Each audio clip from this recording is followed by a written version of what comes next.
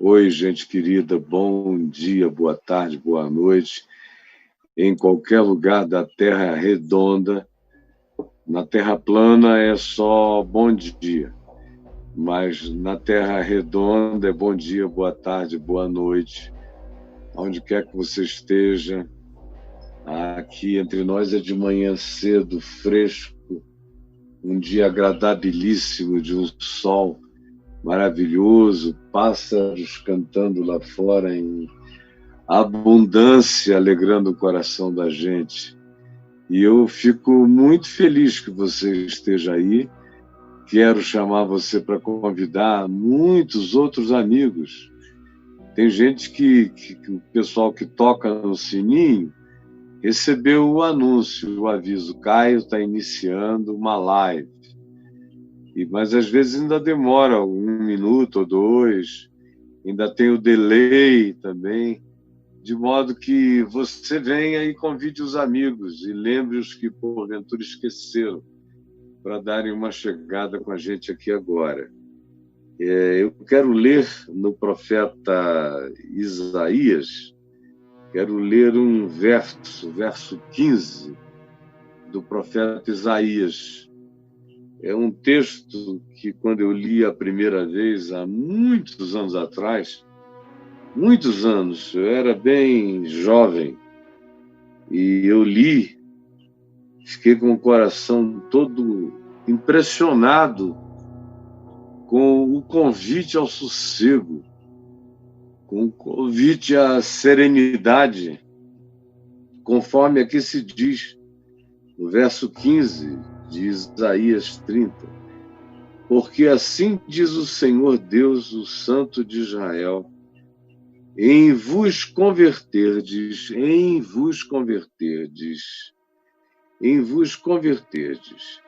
e em sossegardes, está a vossa salvação.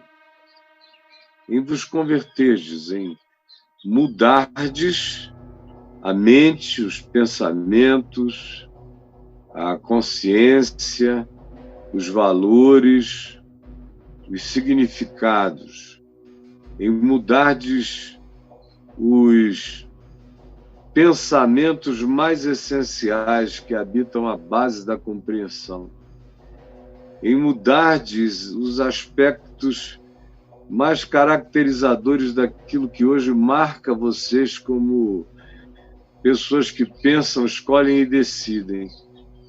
Se esse âmago, se essa essência for transformada, for sujeita, for objeto de uma metanoia, de uma mudança de mente profunda, de significados alterados, muitos deles radicalmente invertidos. Se a vossa mente sofrer essa alteração, se esses pensamentos viciados, pensamentos antigos, pensamentos que foram fomentados no âmago da cultura familiar, nem sempre boa, muitas vezes e frequentemente, na maioria das vezes, uma cultura estragada, apodrecida, completamente tomada por hábitos que se transformaram em cultura familiar e que hoje fazem parte, já há tantos anos, do seu modo de entender, de ver, de olhar, de interpretar e de pensar. Se isso que você chama eu, se isso que você chama meu, não for submetido a uma profunda relativização, ou seja, se o que você tinha como absolutamente certo e imutável e parte do acumulado tradicional, cultural da sua vida, não se abrir para a possibilidade de se perceber, de se enxergar, de verificar a si mesmo como algo adoecido, como algo que se repete pela mesmice, que se repete pela viciosidade, que se repete pelo hábito que já não tinha mais razão de ser para aí estar. Se você não tiver a coragem de levantar esse pano da mesa da sua alma e enxergar o que você colocou como alimento e comeu como alimento todos esses anos, se você não tiver a coragem, eventualmente, de pegar toda essa comida do passado e jogar fora porque apodreceu, se você não tiver a coragem de olhar e ver aquilo sobre o que os fungos cresceram, aquilo sobre o que se transformou em algo mofado na sua alma, mas que você mantém até o dia de hoje, chamando de meu, chamando de eu. Se você não tiver a coragem de nascer de novo, de se converter, de aceitar a possibilidade não só de que você precise de uma mudança profunda e radical, mas ainda, além disso, que você precise mesmo, seja de uma reviravolta total, equivalente a um nascer de novo, onde as coisas antigas já passaram, onde as novas se estabeleçam.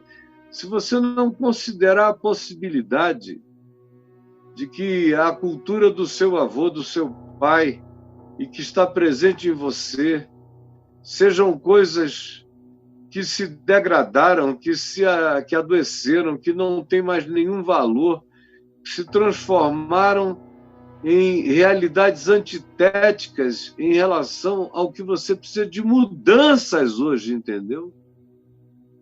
Por isso se diz, se não vos converterdes, porque eu preciso me converter todo dia. Tem gente que acha que a conversão é algo que acontece algum dia.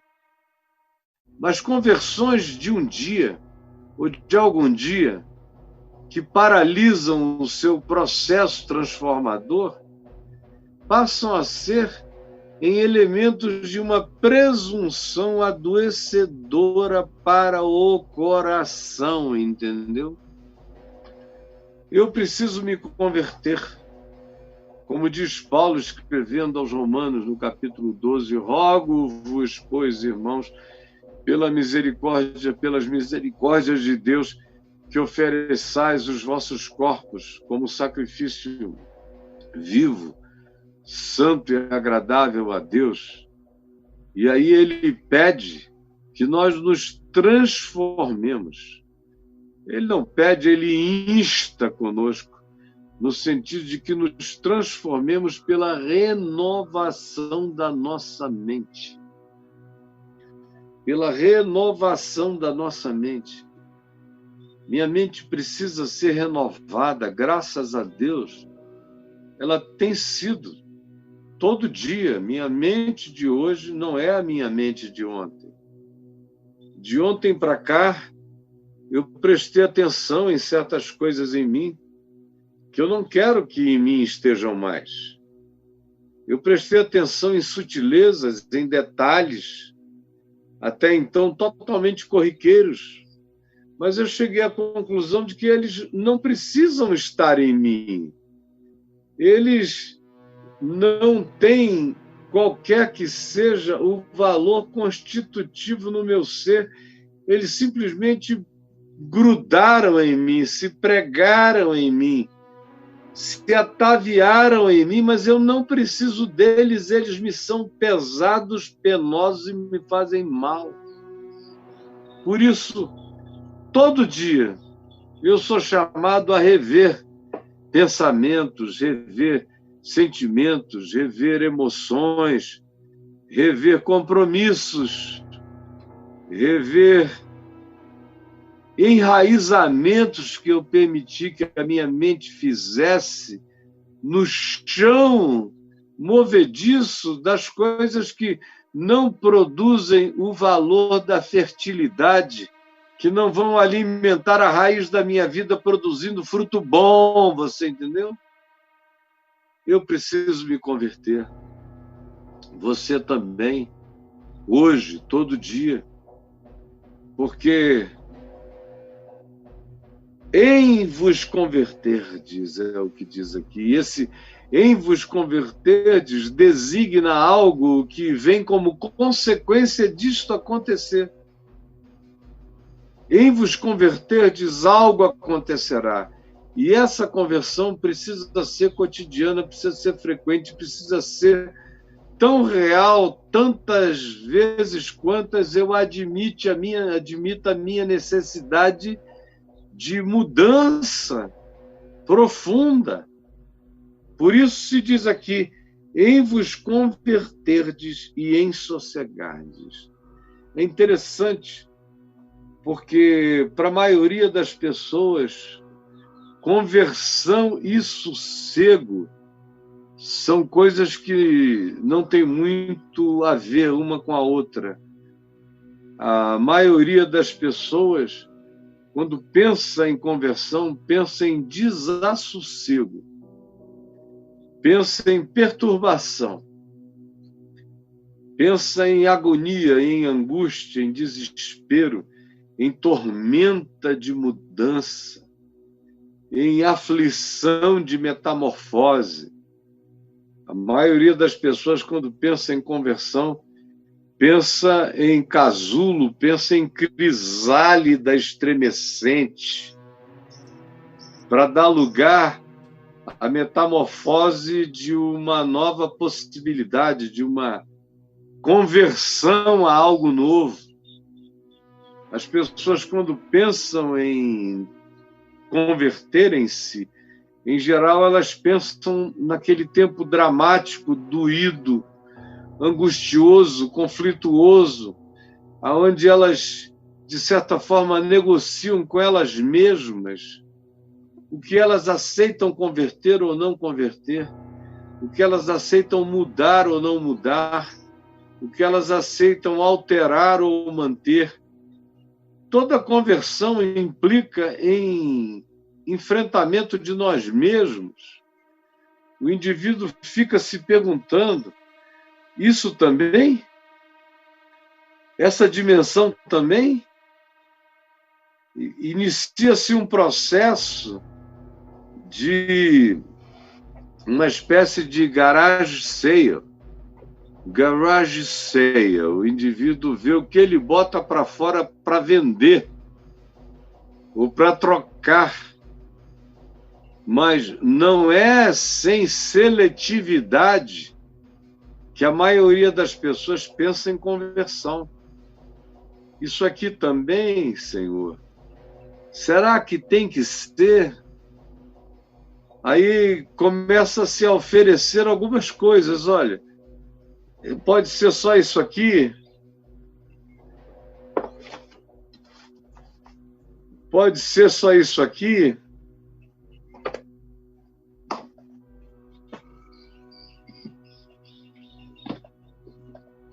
Pode ser só isso aqui? Pode ser só isso aqui?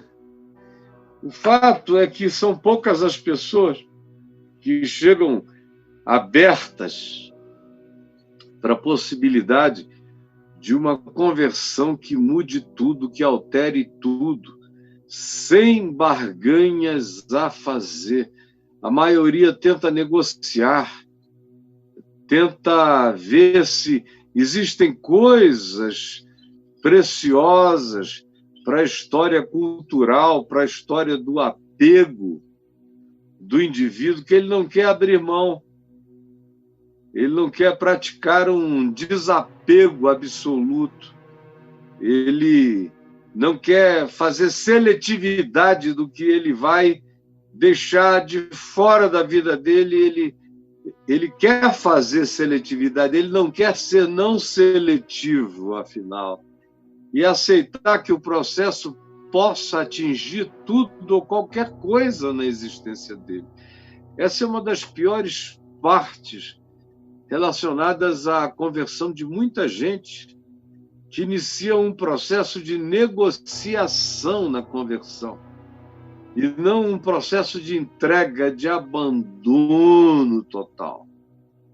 E o interessante é que esse texto de Isaías diz: em vos converterdes e em sossegardes, e em sossegardes o vosso coração. É uma coisa que a gente não vê muito associada à ideia de conversão.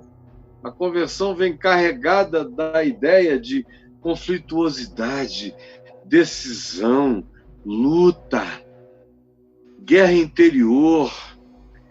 Você ouve as pessoas dizendo e falando das suas conversões, como eles lutaram para abrir mão de certas coisas, como foi difícil. Alguns dizem: o mais difícil foi isto, foi entregar aquilo, foi me convencer acerca daquilo outro, porque eu tinha apegos e enraizamentos e comprometimentos radicais, de modo que foi tão difícil.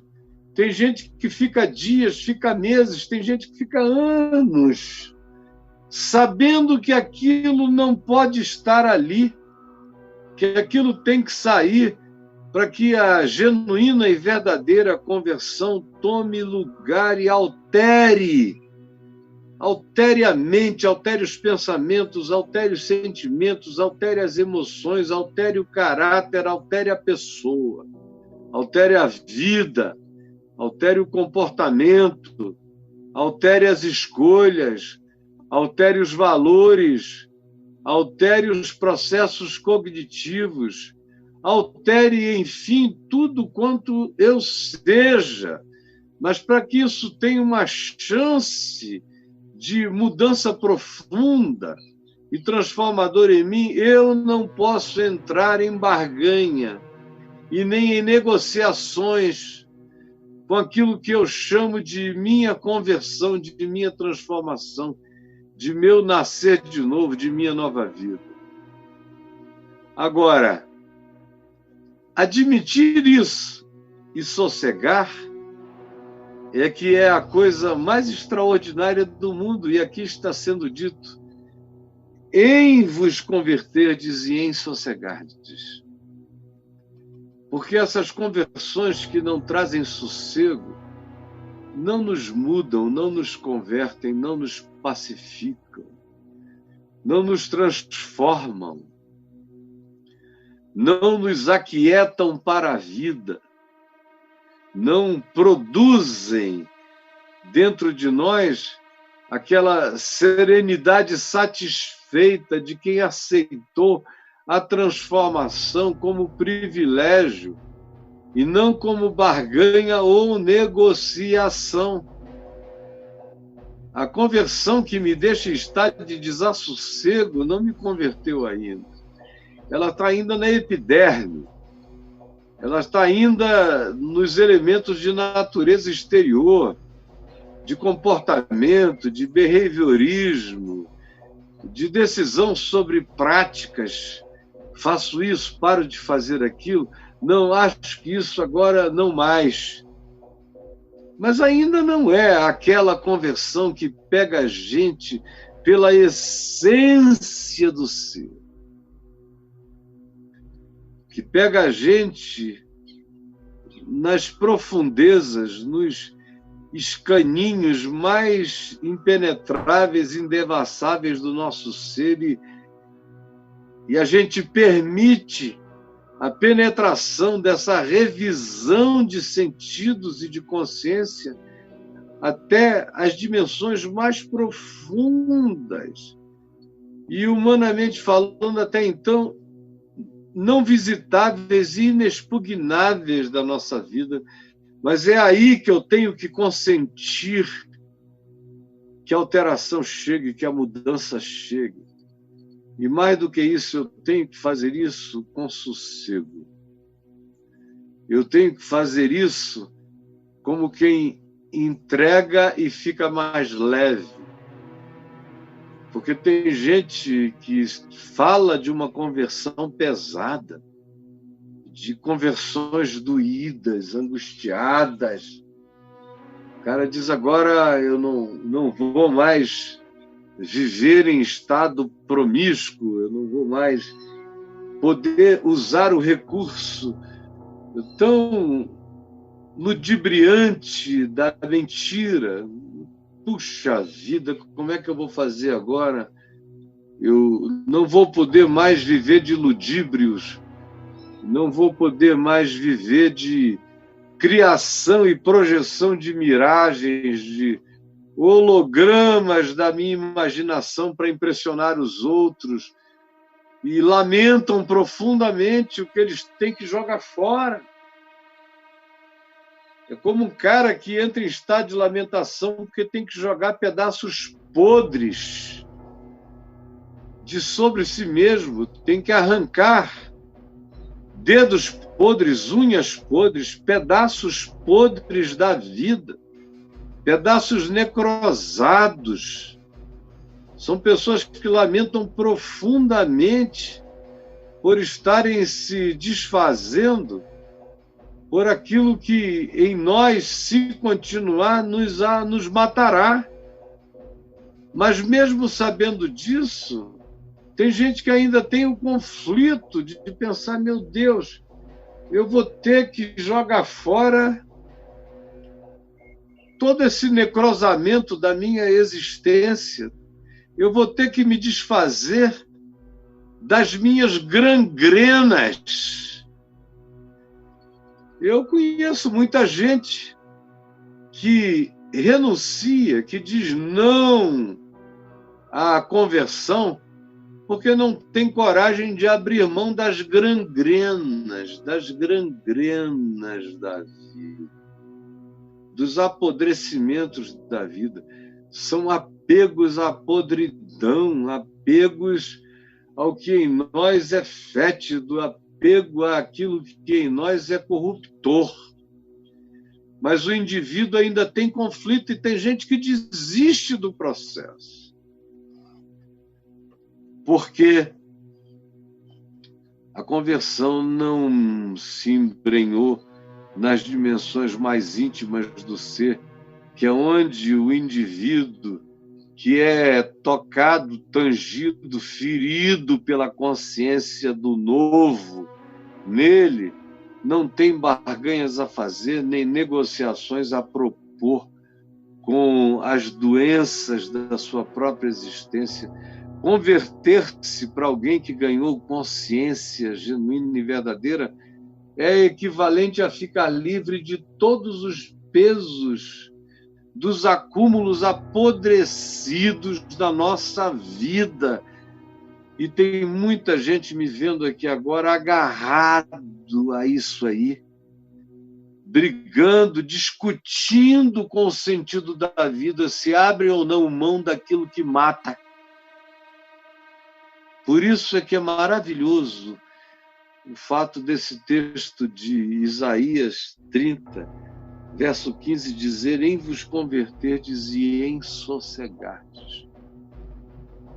Porque a genuína conversão tem que produzir em mim pacificação, não conflito. Ela tem que produzir em mim sossego. Ela tem que gerar em mim esse estado de serenidade.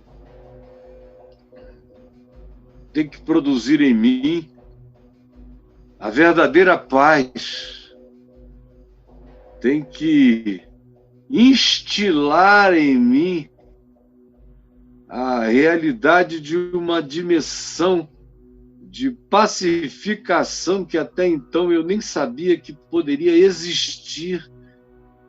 Mas a verdadeira conversão não nos deixa perturbados. A verdadeira conversão tem a sua fase de perturbação enquanto você está na luta quanto ao fato se aceita ou não aceita a realidade dela. Mas uma vez que você se decide, paradoxalmente, o que ela traz é um profundo sossego.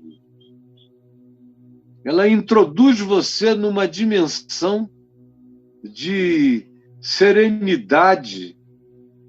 Você encontra um lugar de abraço a você mesmo em paz, de autoacolhimento, feliz e tranquilizado pelo fato de que a verdadeira conversão produz imediatamente a mais profunda pacificação no ser da gente.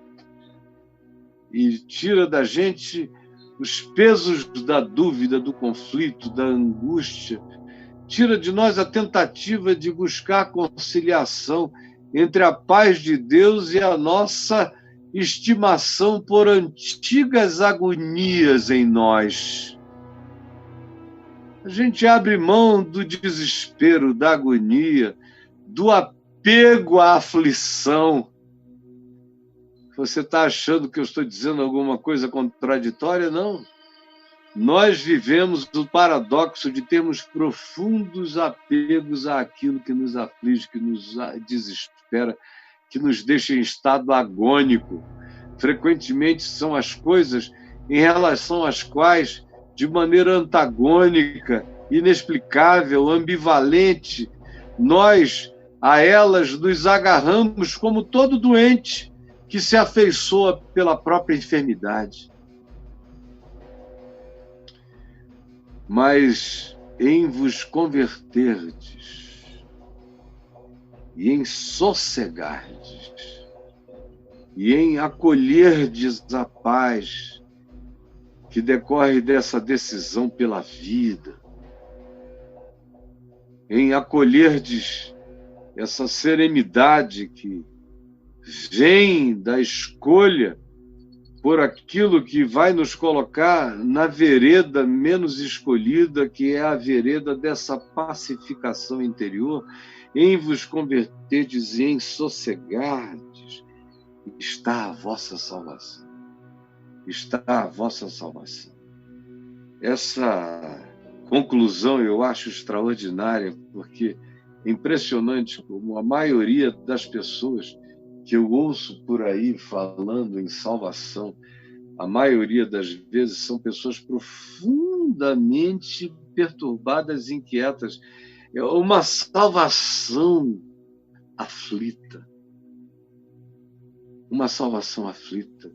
Por quê? Porque não é a salvação que decorreu de uma genuína conversão que se abraçou com o sossego e encontrou quietude e paz. Não. São as salvações da mecânica salvacionista, são as salvações da religião, são as salvações do comportamentalismo, são as salvações das abdicações que não foram produzidas nem geradas pela consciência, são as salvações da obrigação. São as salvações dos arrependimentos que não produzem novamente mente nova, metanoia.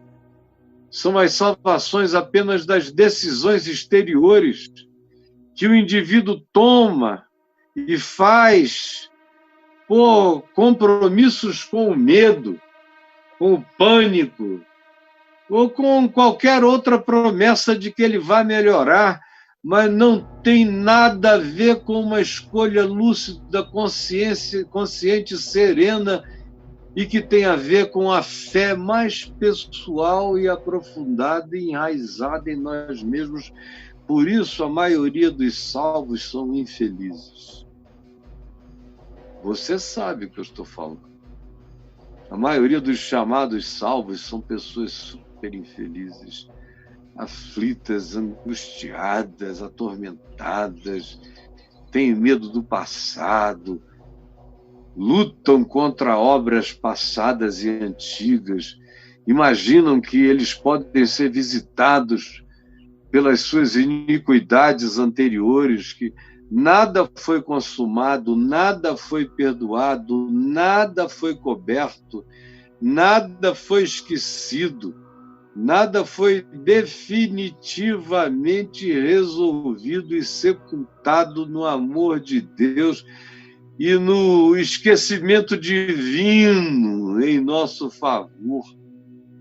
Nada.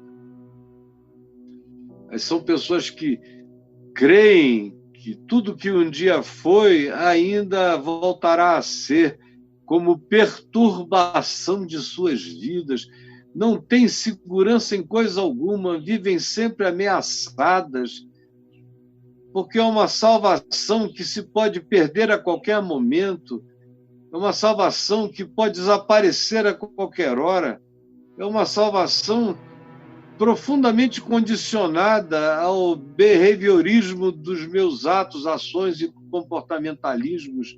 É uma salvação que tem a ver com o pagamento de pedágios cotidianos. Ela nunca é definitiva, ela nunca é para sempre, ela nunca chega irremediavelmente concedida a nós, sem que haja qualquer outro chamado futuro para a gente explicar qualquer coisa.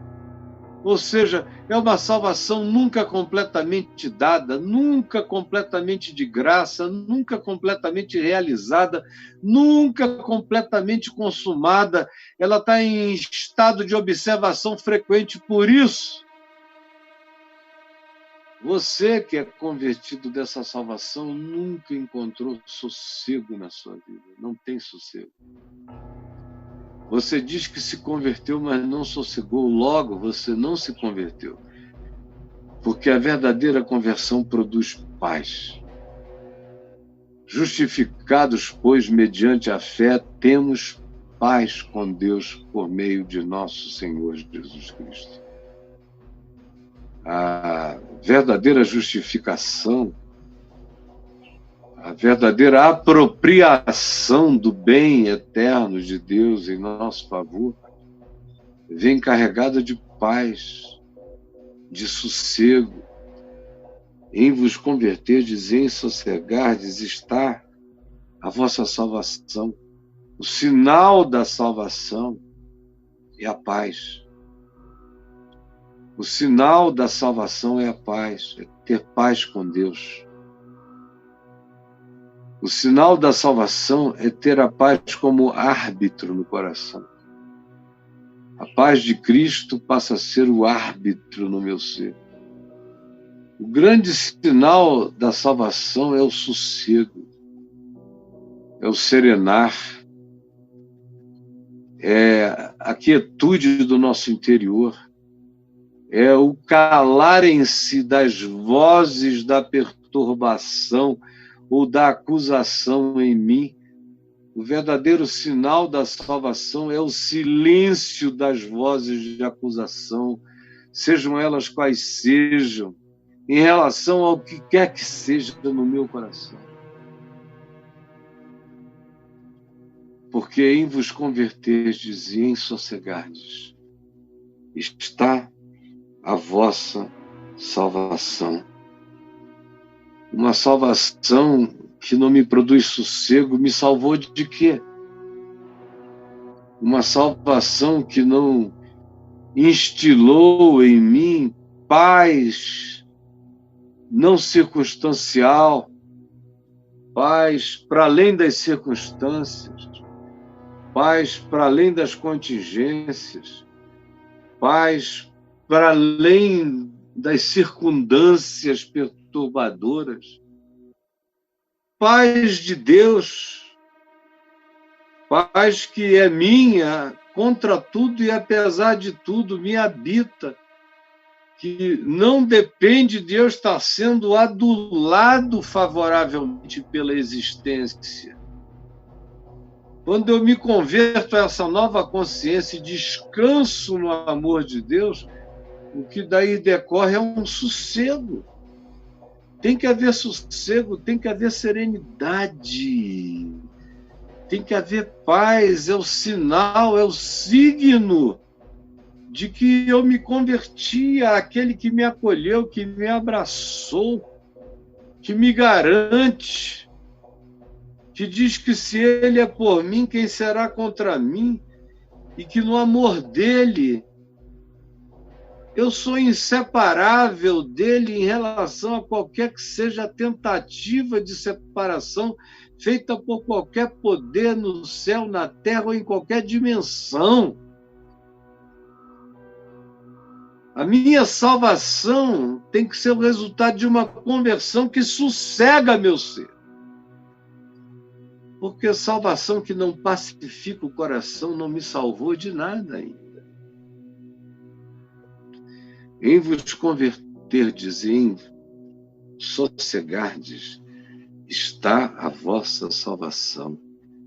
Pois é na tranquilidade, preste atenção nisso, pois é na tranquilidade, na confiança que habita a vossa força. Na tranquilidade, na confiança está a vossa força. Na tranquilidade, na confiança está a vossa força. É interessante quando você olha para o que está dito aqui e compara com a vida perturbada, desesperada, angustiada, drogada, infeliz, panicada, desesperadamente aflita, desassossegada, carregando medos, ameaças, temores e juízos, coisas que a gente vê e enxerga na existência da maioria daqueles que não param de falar em salvação e não conhecem a paz de Deus que excede a todo entendimento, porque são filhos de uma salvação perturbada. São salvações perturbadas e são salvos angustiados. E aqui se diz, em vos converterdes e em sossegardes está a vossa salvação. Na tranquilidade, na confiança está a vossa força, na tranquilidade. Tranquilidade total, tranquilidade em relação a viver, tranquilidade em relação a morrer, tranquilidade em relação a quem não gosta de mim, tranquilidade em relação a inimigos, a adversários, tranquilidade em relação a injúrias, a calúnias, a falas perversas, a olhares malignos e mal intencionados, tranquilidade em relação ao diabo, tranquilidade em relação ao inferno. É isso, é que a verdadeira conversão e o verdadeiro sossego na paz de Cristo geram em mim como salvação, salvação pacificada. Salvação plantada na rocha da quietude. E que produz tranquilidade, que produz confiança. E é nessa tranquilidade, nessa confiança que eu ganho força. Força. Força. É interessante que é na tranquilidade e na confiança que eu fico poderoso. Como diz o Salmo 84, mais ou menos a mesma coisa, quando diz que a alegria do Senhor é a nossa força, a confiança nele, o fato de encontrarmos nele a nossa quietude, o nosso ninho, como o pardal que encontrou casa, como a andorinha que encontrou um ninho para si. É nessa certeza desse acolhimento que eu tenho a minha maior alegria, e essa alegria é o meu poder, é a minha força, que me dá poder para passar por um lugar árido, por circunstâncias difíceis, e abrir um açude que será cheio de águas, porque chuvas novas chegarão o mais rápido possível. Há uma relação entre a minha decisão de fé de cavar açudes e a necessidade das chuvas de se derramarem sobre o ato de fé que eu criei como uma invocação da manifestação da bênção de Deus na minha vida. Meu Deus, é daí que vem meu poder, minha força. Decorre da minha tranquilidade. É tão difícil para algumas pessoas entenderem isso, que quanto mais tranquilo eu sou, mais forte na existência eu me torno. Que quanto mais confiança, serena e pacificada e aquietada eu tenho no Deus da minha vida, no Deus da minha conversão, mais poder eu adquiro para viver. Esses são princípios espirituais. E assim,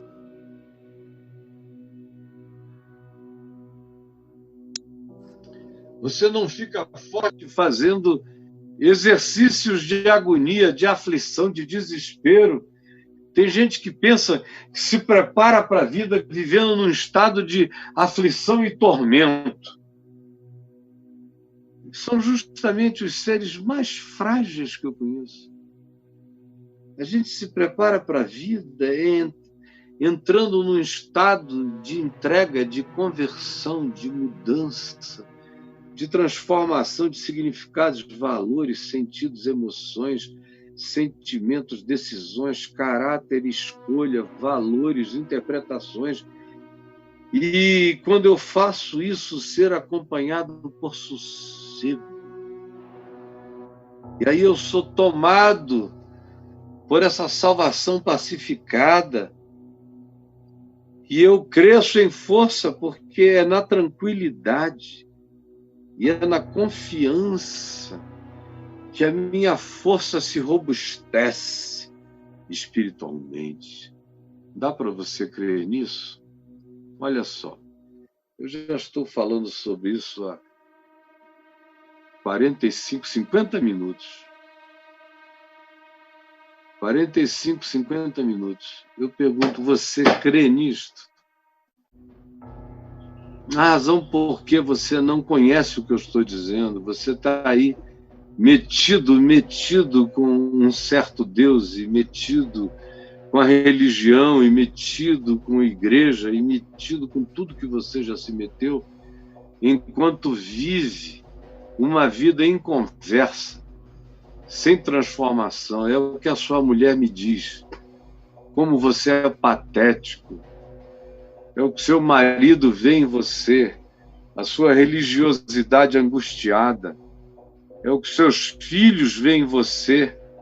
A sua devoção infeliz. É o que seus amigos veem em você. Seu comprometimento religioso, semelhante a de um indivíduo que esteja preso numa cela, numa solitária, sem expressão de liberdade para a própria vida. E é isso que você chama de conversão, e que ainda vem cheio de desassossego, de angústia e de aflição. Essa é a sua salvação, cheia de perturbação, cheia de droga para todo lado, cheia de tentativa de evasão, de fuga, cheia de esconderijos, cheia de evitamentos da verdade.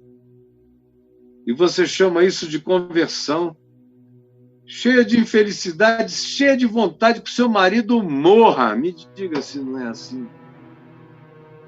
Ou que você tivesse uma boa razão para deixar essa mulher que você não aguenta mais. Quem sabe até essa família da qual você se enjoou.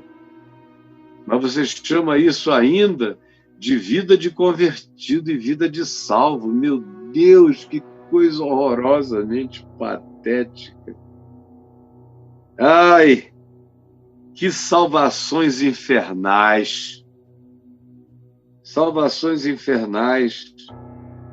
E você não quer entregar-se à paz, não quer confiar nele, para ter nele tranquilidade e para dessa confiança ter a serenidade do seu caminho. O que se diz aqui é É assim que é, mas vós não quisestes, entendeu? E aqui eu concluo. É assim que é. Em vos converterdes de fato e em sossegardes está a vossa salvação. Na tranquilidade, na confiança está a vossa força. Mas vós não quisestes.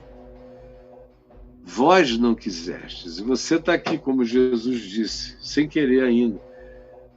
Como Jesus diz em Mateus 13, quando ele fala daqueles que, tendo olhos, não veem, tendo ouvidos, não ouvem, tendo um coração, não discernem. Por quê? Para que, porventura, vendo com os olhos, eles não tenham que enxergar de fato, ouvindo com os ouvidos, eles não tenham que admitir, e discernindo com o coração, eles não tenham que compreender, porque eles não querem se converter, Jesus disse, e eles não querem ser por mim curados, o que repete a equação desse verso que eu li. Em vos converterdes e em sossegardes está a vossa salvação, na tranquilidade e na confiança está a vossa força, mas vós não quisestes. Vocês não querem isso, não. Vocês querem até continuar tendo o negócio de vocês com a religião, com esse Deus da religião que é só uma ideia, que é só uma construção, que é só uma falsificação. Mas querer mesmo, querer essa conversão que produz sossego, que gera tranquilidade, que produz confiança, que faz brotar de dentro de nós a maravilha dessa força, que não é força do braço, nem da carne, nem do sangue, é força espiritual, é força mental, é força emocional, é força nas decisões do caráter para a vida. Vocês não querem. Então, o que se pode dizer para uma pessoa como você, a não ser aquilo que o Salmo 81 diz? Você sabe o que o Salmo 81 diz? Veementemente, depois de Deus convidar, fazer o mesmo convite que está sendo feito aqui. E aí, Deus diz no Salmo 81, mas eles não me querem escutar a voz. O meu povo não quer ouvir a minha palavra. Eles não querem andar na minha vereda. Por isso eu digo a eles, sigam e andem nos seus próprios caminhos. Sigam e andem nos seus próprios caminhos. E vivam com as consequências que inevitavelmente chegarão. Jesus, eu peço que essa profecia tenha sido reprofetizada outra vez. Reprofetizada outra vez e tenha alcançado o coração de muita gente, não apenas agora, mas tantas vezes quantas ela seja ouvida, haja essa provocação perturbadora que coloque alguns na posição de experimentarem a genuína, espontânea, constrangedora, sincera e verdadeira conversão. Para que conheçam o sossego no coração. Para que adquiram força. Pela tranquilidade e pela confiança, adquiram força para viver. E salva-nos de sermos aqueles que, sabendo, não querem. Que ouvindo, bloqueiam todos os sentidos para não internalizarem a verdade. É o que eu te peço, que o teu Espírito faça em nosso favor, que tu nos salves de nós mesmos realizarmos o oposto contra nós. É o que eu te peço agora em nome de Jesus. Amém e amém e amém.